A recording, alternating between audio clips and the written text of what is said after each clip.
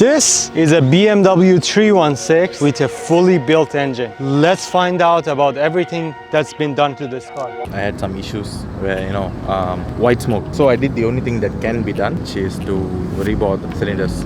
So that's where the upsize happened. The original diameter for the pistons, 77mm, is a bore size. We had to bore a bit, so it came up to 77.5. The only option for oversized pistons was forged pistons. So it went up to about 169 something. Okay. So it's close to about 1.7. So I changed the blow off to Turbo Smart. Okay. FTP oil catch can system. And that is the Frankenstein oil cooler system. Okay.